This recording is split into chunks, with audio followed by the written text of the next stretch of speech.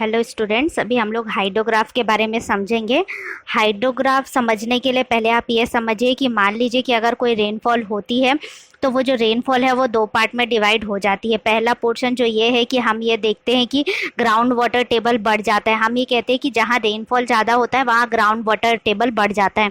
इसका मतलब ये है कि वो वाटर जो है जो ग्राउंड पे होता है वो सीप करके नीचे चला जाता है और ग्राउंड वाटर टेबल से मिल जाता है। और दूसरा पोर्शन ये होता है कि अगर वो एरिया स्लोपी है तो वो ग्राउंड के साथ धीरे धीरे रन ऑफ करके वो नदी नाले या तालाब में जाके मिल जाता है। ठीक है, तो हाइड्रोग्राफ से हम लोग क्या समझते हैं कि कितना अमाउंट ऑफ रेनफॉल जो है वो इन्फिल्ट्रेट हो रहा है, कितना अमाउंट ऑफ रेनफॉल है जो कि हमारा रन ऑफ होने वाला है विथ रिस्पेक्ट टू टाइम। एक टाइम के रिस्पेक्ट में हमारा कितना कितना अमाउंट ऑफ रेनफॉल कहाँ कहाँ यूटिलाइज होने वाला है वो हम लोग इसमें समझते हैं। ठीक है, तो आप ये डायग्राम को ध्यान से देखिए। तो ये डायग्राम जो है इसे हम हाइड्रोग्राफ कहते हैं। ये जो डायग्राम है वो टाइम और डिस्चार्ज के रिस्पेक्ट में बनता है। टाइम और डिस्चार्ज के रिस्पेक्ट में ये जो पी है ये मेरा पीक पॉइंट होता है डिस्चार्ज का। ठीक है, और यहाँ पे ये बेस फ्लो सेपरेशन आपको अच्छे से दिख रहा है। बेस फ्लो सेपरेट हो जाता है यहाँ पे कि जितना बेस फ्लो होने वाला है, और ये जो है ये क्या है कि हाई अमाउंट ऑफ डिस्चार्ज है। ठीक है, अब ये जो है वो तीन पार्ट में डिवाइड होता है। ठीक है, तो तीन पार्ट में डिवाइड होता है। तो पहला होता है राइजिंग लिम जो कि ए बी होता है, ए से बी तक। ए से बी तक मेरा राइजिंग लिम्ब होता है। तो the joining point A starting point of the rising curve and the point B is the point of inflection, the crest segment B C. ठीक है, तो बी सी जो होता है वो मेरा क्रिस्ट सेगमेंट होता है between the two point of inflection with a peak P in between. And the third point जो होता है वो होता है फॉलिंग लिम्ब और depletion curve C T starting from the second point of inflection C. ठीक है, यहाँ पे जो होता है वो होता है फ्लड एलिमेंट। ये एलिमेंट्स ऑफ फ्लड हाइड्रोग्राफ है।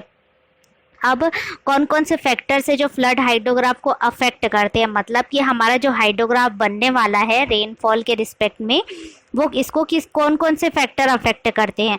तो देखो इसके दो फैक्टर होते हैं। पहला होता है कि साइकोग्राफिकल फैक्टर और दूसरा होता है क्लाइमेटिक फैक्टर। ठीक है, साइकोग्राफिकल फैक्टर में क्या क्या आता है, बेसिन कैरेक्टरिस्टिक्स। ठीक है, कि जो हमारा बेसिन है वो कैसा है, उसका शेप कैसा है, उसका साइज कैसा है, उसका स्लोप कैसा है, नेचर ऑफ द वैली कैसी है, एलिवेशन कैसा है और ड्रेनेज डेंसिटी कैसी है। ठीक है, दूसरा होता है इन्फिल्ट्रेशन कैरेक्टरिस्टिक्स में होगा land use, land cover, soil type and geological conditions, lake, swamps and other storage. और थर्ड होता है चैनल कैरेक्टरिस्टिक्स, उसमें होता है cross section area, roughness, storage capacity.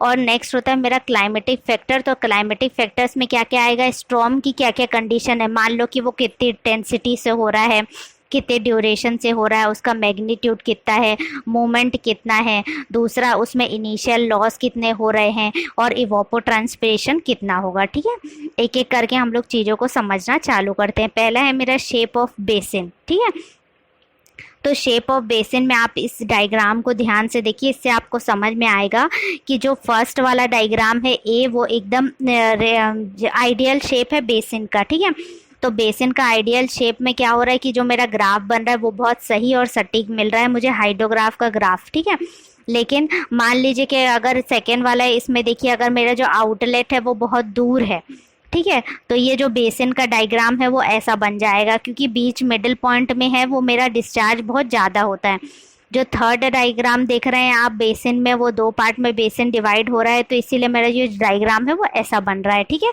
तो जो कैचमेंट है, कैचमेंट का शेप है उस पर डिपेंड करता है ये। ठीक है, साइज़ में क्या डिपेंड करेगा कि जो लार्ज साइज़ के जो बेसिन होंगे मेरा उसकी बहुत सारी क्या होंगी, वाटर शेड और लाइन और कैचमेंट लाइंस होंगे। ठीक है, तो इसके कारण क्या है कि हाइड्रोग्राफ उसका अलग बनेगा। दूसरा कि अगर हमारे स्मॉल बेसिन होंगे तो उसका जो हाइड्रोग्राफ है वो अलग बनेगा। Slope. The slope is the main stream control the velocity of flow in the channel. As a recession limb of the hydrograph represent the depletion of storage, the stream channel slope will have a pronounced effect on the part of the hydrograph. ठीक है, तो जो slope है वो velocity flow को, channel को बहुत अच्छे से इफेक्ट करती है। तो इसीलिए स्लोप अगर ज़्यादा होगा किसी भी चीज़ का तो वहाँ पे क्या होता है, रन ऑफ ज़्यादा होता है। ठीक है, तो हाइड्रोग्राफ जो है उसका जो रन ऑफ है वो ज़्यादा मिलेगा। ड्रेनेज डेंसिटी, ड्रेनेज डेंसिटी किससे डिफाइन करते हैं, वो एक रेशियो होती है टोटल चैनल लेंथ की divided by total drainage area की। ठीक है, तो अगर हमारा बहुत ही लार्ज ड्रेनेज डेंसिटी है तो उसमें क्या होंगी, छोटी छोटी चैनल्स जो होंगी, जो रन ऑफ की लाइंस होगी वो बहुत ज़्यादा होंगी। ठीक है, तो इसीलिए इसमें क्या बताया गया कि ड्रेनेज डेंसिटी अगर बड़ी होगी तो उसका क्या होगा, जो ग्राफ है हाइड्रोग्राफ का वो अलग बनेगा। नेक्स्ट है मेरा लैंड यूज़। अब लैंड यूज़ में मुझे ये देखना है कि लैंड यूज़ में कैसी कैसी कैपेसिटी, अगर वहाँ पे वेजिटेशंस और फॉरेस्ट होंगे तो वहाँ की जो इन्फिल्ट्रेशन कैपेसिटी है वो इंक्रीज हो जाएगी। स्टोरेज कैपेसिटी कैसी है उस सॉइल की। ठीक है, तो इसके कारण क्या होगा कि जो कितना अमाउंट ऑफ वाटर है वो इन्फिल्ट्रेट होगा, कितना अमाउंट ऑफ वाटर है जो रन ऑफ होगा, वो हमें लैंड यूज से पता चलेगा। अब क्लाइमेटिक फैक्टर, क्लाइमेटिक फैक्टर्स में क्या क्या होगा, among climatic factors the intensity, duration and direction of storm movements are the three important ones affecting the shape of the flood hydrograph. For a given duration, the peak and the volume of surface runoff are essentially proportional to the intensity of rainfall. This aspect is made use in the unit hydrograph theory of estimating peak flow hydrographs as discussed in subsequent sections of this chapter. ठीक है, तो क्या climatic factors भी हमने देख लिया। अब component of हाइड्रोग्राफ्स क्या क्या होता है। ठीक है, कंपोनेंट ऑफ हाइड्रोग्राफ में 3 पार्ट में डिवाइड किया गया है कंपोनेंट को। सबसे पहला होता है राइजिंग लिम्ब, दूसरा क्रिस्ट सेगमेंट और थर्ड होता है रिसेशन लिम्ब। ठीक है, तो राइजिंग लिम्ब में क्या होता है, the rising limb of hydrographs also known as concentration curve represent the increase in discharge due to gradual building up storage in channel over the catchment surface. The initial loss and high infiltration loss during the early period of storm causes the discharge to rise rather slowly in initial period. ठीक है, अब rising limb में हम assume करते हैं कि मान लो कि रेनफॉल हो रही है तो उसमें जो भी इनिशियल लॉस होने वाला है, मान लो इवोपोरेशन हो रहा है, पर्कुलेशन हो रहा है, इन्फिल्ट्रेशन हो रहा है, वो सारा जो होगा वो राइजिंग लिम्ब के एलिमेंट में होगा। सेकेंड है मेरा crest segment. The crest segment is one of the important part of hydrograph as it contains the peak flow. The peak flow occurs when the run off from various parts of the catchment simultaneously contribute the amount to achieve the maximum amount of flow at the basin outlet. ठीक है, तो जो Christ segment होता है वहां पे हमको क्या होता है कि मैक्सिमम डिस्चार्ज मिलता है। थर्ड होता है मेरा recession limb. The recession limb which extend from the point of inflection at the end of crest segment to the commencement of the natural ground water flow. It represents the withdrawal of water from the storage build-up in the basin during the earlier phases of the hydrograph. The starting point of the recession limb, the point of inflection, represent the condition of maximum storage. कितना maximum amount of water है जो store हो रहा है. Since the depletion of storage takes place after the cessation of rainfall, the shape of the part of hydrograph is independent of storm characteristics and depends entirely on the basin characteristics.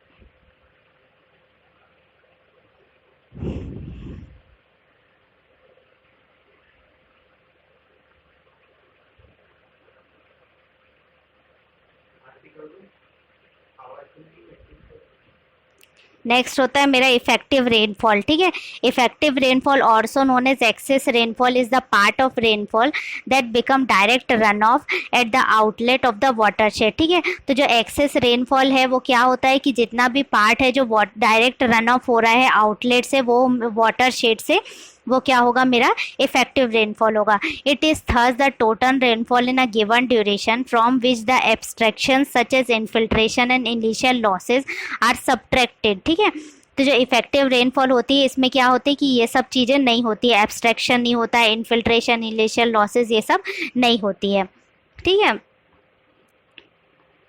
The purpose of correlating direct runoff hydrograph with a rainfall which produce the flow. The hydrograph of the rainfall is also pronounced by deduction the losses.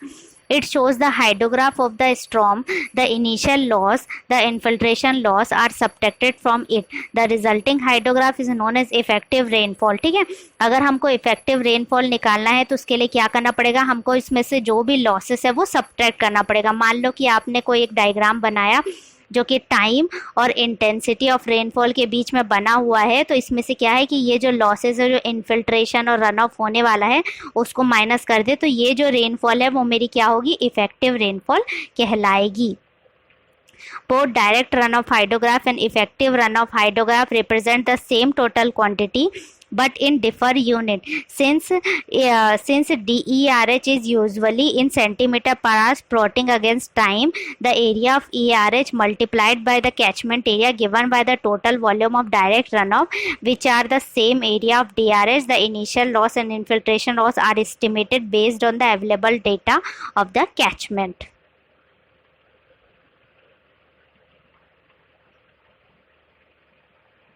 Next होता है मेरा unit hydrograph. ठीक है, अब unit hydrograph क्या होता है, the unit hydrograph is defined as the hydrograph of direct run off resulting from a unit depth 1 centimetre of rainfall excess occurring uniformly over a basin at a uniform rate of a specified duration D hours. ठीक है, D hours में जो मेरा unit depth है 1 centimetre, उसमें कितनी excess amount of rainfall हुई है वो हम क्या करते हैं, यूनिट हाइड्रोग्राफ से डिटरमाइन करते हैं.